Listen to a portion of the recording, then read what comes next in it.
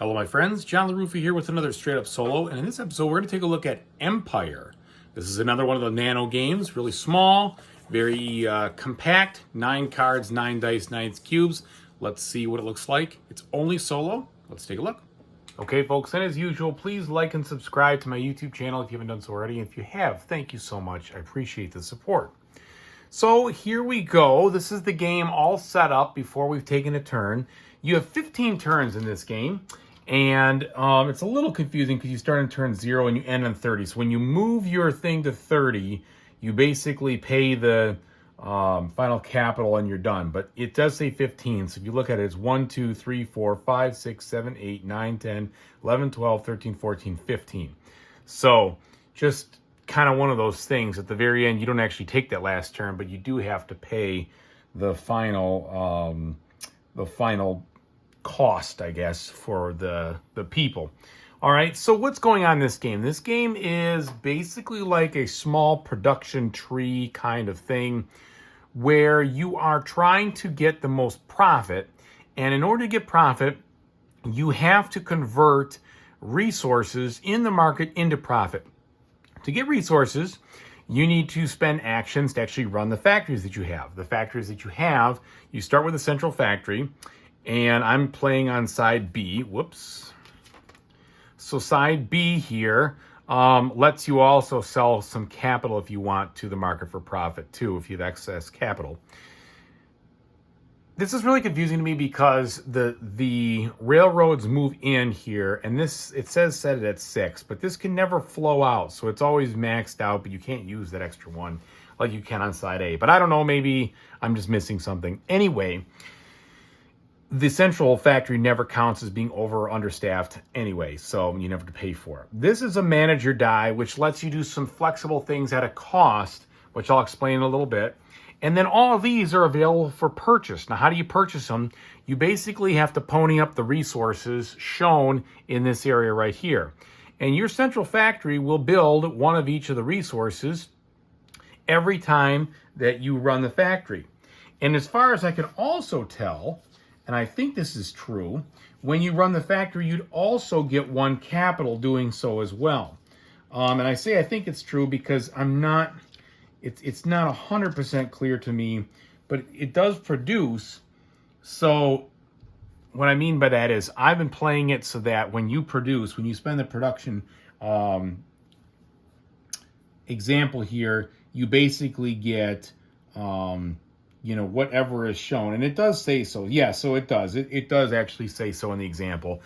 So we'll get to that in just a second. But anyway, the first thing that you're going to do in the game is you roll to see the marker, okay, or the market. So the market says 5. What that means is now, if I wanted to sell stuff for profit, I'd have to sell 3 of the orange for 1 profit, 1 of the red.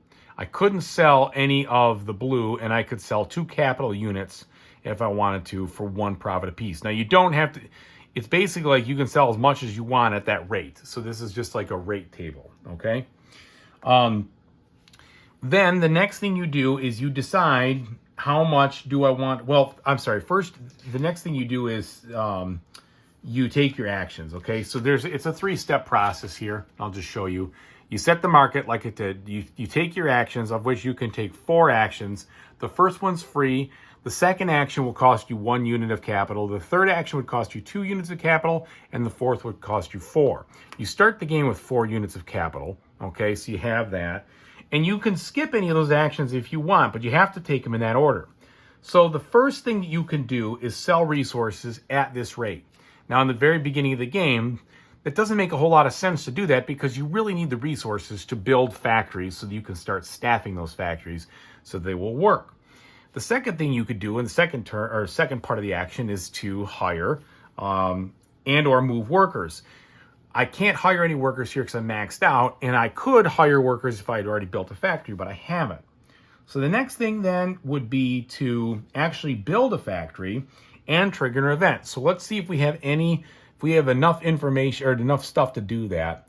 We could get the flour mill, okay? So the flour mill at the end of the game, if it's fully staffed with a die with 5 workers in it, it will start working, but also it'll be worth 8 points. So let's do that just for the sake of an example. So this is a free action because this is my first action, no capital required. So I spend the 2 orange, I spend 2 red, I spend 1 blue, and I spend 1 capital, and then I have the flower action, or the flower factory. Now, you see, if I wanted to do this, I'd have to have this hook in a legal spot. So I can't actually do this. So there's no way for me to build this just yet. And I should have just glanced at the card quickly before I did that. But what has to happen is these arrows have to flow in the direction that they're supposed to go. So I actually need to back that up quickly because that is not possible. And so basically in my first action, I don't think I can afford a building. Yes, I can afford that one, but it doesn't go in. I can't afford that one yet or that. So of the buildings out here, I can't afford the paper mill. So I can build a paper mill. So let's do that. So here we go. Paper mill, 3 capital, 1, 2, 3, and then one of those. There we go. So when I take the paper mill, I have to put it in such a way that the arrow will flow into this area right here. That's a legal placement. If I wanted to disobey that rule, I have to actually spend 5 units of capital to use one of my manager actions, and I could put this anywhere I wanted, okay? But that's not going to happen here. All right, so let's scoot this up so you can kind of see what's going on. I'll just move this out just a smidge. All right, and then when you do that, you build, or you put 1 worker on there. So that is like 1 staff, right? It's got to be up to 5 before this will start to work. So I'm not fully staffed by any means, and I've started out, and I will put one of these markers here on 0 because it doesn't make anything right away. Now I look and see this event since I built. If I'm inside this year event, it would happen once where I would do what it says, but I'm not. I'm in year 0, so nothing happens, and I'll basically shift these down. I'll shift them over to kind of cover the gap. Now I have one more action I could take, and that would be to work or to have my buildings produce. And I will do that. So what that does is that costs my 1 capital, and then everything produces 1. And that's the first turn. Then I move over to turn number 2. I get the next turn. Turn 1 is over. Now it's turn 2. One of the things that's a little screwy about this is that it goes in units of 2. It's not a big deal for this game, but when you put it together with Empire Planner, it becomes a little bit more of a headache, and I'll talk to you about that in a different video. So that is a full turn. Let's go ahead and take another turn here. The first thing I do is set my market. It's a 5 again. All right. Now I can see if I want to buy any points, basically. All right. So the only thing I have the money for would be to do this red, and that I could do. So let's just take that action. But if I take that action, it costs me my 1 free action. So I actually won't do that because I need the actions for more important things. So that one thing that happens is when you get to turn, I don't want to slide that over yet. When you get to turn 8, you have to pay maintenance and extra money for if you overhired workers, which I don't think you're going to overhire workers, but you will need to deal with the maintenance factor.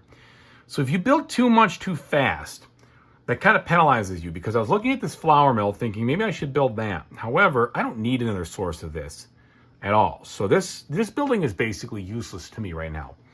I need something that would generate more red and something that would generate more blue, but this doesn't help. Now I could build it if I could staff it for the 8 points. I shouldn't say useless, but it's not essential. So maybe it would be a better idea to spend one of my moves to actually make 3 points. And that's what I'm going to do. So I'm going to spend the first move, which is free, go 1, 2, 3. So that's 3 points, and now I'm on the board. You can see how that worked because I used this conversion here of those. Now I could not do anything else because I can't afford anything else. So then I have 1 move to make that would cost me 1 capital. And I think the best thing to do, So the other thing that's interesting about this is I could decide if I didn't want to do those all in profit, and I don't think I want to. I can sell units of resource for capital or profit. So instead of that one being for profit, let's sell it for an extra capital. That way I have a little bit more I can use in this turn. And I'll show you why I want to do that. Actually, it won't really help all that much. So I'm going to do it a little differently. I'm only going to get 1 point, so I'm going to get 2 capital out of that and 1 point. Okay? Now, my next move, I'm going to spend 1 capital, and that's going to allow me to do some hiring, which means I can move this 1 to a 2. So I'm starting to get this building moving here. And then, for the next move, I can spend 2 capital to work all of this again. So now this goes up, and this goes up. So you notice once it's at 3 or once it's at one of these, it's maxed out. So you kind of need to spend it. You don't want to lose it if you don't have to, because it wouldn't work anymore in that regard. Now, if this building had 5 workers on it, then I would be able to start actually producing on there, but it doesn't yet. So that's the end of that turn. Let's do one more turn. So I set the capital. I hope it's not 5 this time. All right, mark it as 1. That's good, because that's going to help me do something a little different. Now, do I want to get some more capital? I think I do. I'm going to do this. I'm going to change. So this is a little bit different. I'm going to use this die. Now, the manager die, I can spend this number of capital to do one of 3 things. I could build a card where it doesn't plug in with the arrows. I have to pay all the costs and everything else to do that. All right, I could do that first. Or I could hire and or move workers. Okay. Actually, I don't know if I can move them with that. I can definitely hire. Yeah, I can add a worker to any building, so you don't move it. You just add it. Or I could add 1 commodity to any spot that I need it. Okay. So it can be helpful when it's really cheap. So what I'm going to do is, in this case, I am just going to focus on trying to get more guys here. So this can get up to speed a little faster. So the first thing I'm going to do is I am going to take this market action. And I'm going to spend 3 of these, 1, 2, 3, for 2 capital and 1 point. And then I'm also going to spend 1 of these for 1 point. And that's it. Now, I'm going to then, and you can only do this once in each turn. I'm going to spend 1 capital to do that hiring action. So this is going to go to there, and this is I'm going to add 1 more. So I got a 3. Then, on my second part of this action, I'm going to spend 1 capital now to make this a 4. So we're almost all the way staffed. And then I'll spend no more capital because I'm full. I could have gotten less points maybe, and then that would have maybe made it easier for me to run the factory. But I didn't. So what? So we're just going to show it that way. And that's it. You keep going on. Basically, at the end of the game, what you're trying to do is score the most points you can from a profit standpoint. These count for the end game scoring. So even though this is shown in... It's just a little bit weird that they have the same marker for capital as they do profit. They really could have just switched that up a bit, but whatever, I guess. It doesn't matter. It's all money, I suppose. But this is worth the actual money at the end of the game, and it's worth the actual profit in the game, so that's kind of the points. So you can and you should build buildings to try to staff them just for those amount of points. You also want to do this conversion to try to do what you can to knuckle it up there. Now, it is a beat your own score game, and I can tell you in the games I've played, I've scored pretty low. So I have not unlocked the secret of this game yet. But that's what it is. Eventually, you're going to have a few more buildings. Like I said, when you need to do the maintenance phase, you're going to have to come up with resources and pay those resources 2 of the couple that you spent to build them. It can be capital as well, but it could be 2 different ones, whatever. So that's going to be kind of a tax on you. And if you, for whatever reason, end up overstaffing a building, you would then have to pay some capital to deal with that. But I don't see that really as being a part of, it's so hard to staff. I'm not exactly sure how that would happen, that you would leave it in that section or that way. Maybe It just keeps you from doing something like a runaway kind of thing where you build up too much workers on one card and then try to rush them into something else. I'm not sure. Anyway, that is how this game is played, and that's what it looks like. You play it until you get to 15 turns through, and when you have the most money, you compare it to score, or your most profit, you compare the score to here and see how you did. And at the end of the game, there's no conversion for anything else. So it's not like you convert all these resources to profit. If you didn't do it during the game, then that's it. You just didn't get the money, or you get the points. Okay, let me tell you what I think. All right, so that is Empire Solo, and it's only a solo game. I don't exactly know where I am with this game right now. I've played it a few times. It's very constrained, and it's interesting in the fact of how the stuff works together and the production chains work together, how you have to staff up. You don't make this massive engine of production. Because it takes so many turns to staff up your factories, it takes a long time to get them moving. And when you get them moving, that's good. Then you can produce. When you do one production action, everything produces one unit. But it just seems like I'm having a harder time making this engine go. And I don't think, I've read the rules thoroughly, I don't think I'm making any mistakes. I think it's just a very tight game. Now, someone correct me if I'm wrong, but that first game, I was definitely, I think I had 30-something odd points. I mean, it wasn't even close. We weren't even getting near the kinds of stuff that I needed to do. So I think you do need to get your engine going and get it going fast. And then when you can get it going, then you try to produce as much as you can and exchange as much as you can. And that's how you're going to generate most of your points. Obviously, the more factories you can buy, the more points you'll get out of those too. So I'm thinking I'm somehow still missing something, but I don't know what it is. And for that, I'm very undecided about whether I like this game or not. It seems like it has some trappings of being pretty good, but I'm not feeling the fulfillment yet. And so I love the fact that it's small. I love the fact that I have some tricky decisions to make and how I want to do them and balancing my capital and all those other things. I do like all that. But I'm just not sure, and I need more time with it, I suppose, to really know. But I would say I'm a tentative meh on the feeling of the game at this point. If it didn't go into the whole Empire Planner, I would say that it might be on the chopping block, to be honest. But it does go into the whole Empire Planner, so you do need it if you want to play the game where you combine all of them together.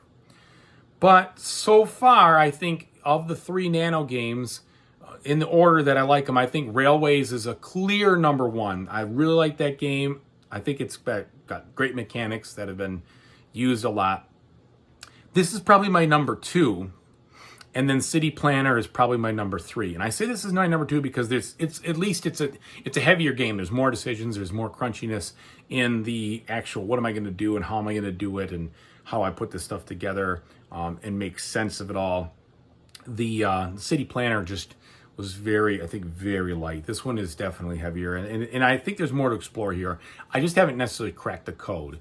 So I'm still a little unsure of where I am with this one, but I wanted to post it, wanted you to see the gameplay, and that way you can make a decision for yourself, whether you want to pick this one up or not. Again, it's really small, and I think it's really cool that it is so small. They did such a fantastic job with just a couple of components. So hats off to the design. I appreciate it. I think it's good news in that regard. I just don't know yet what I'm missing to get to the point where I can be competitive, and that's what's holding back me in the fun.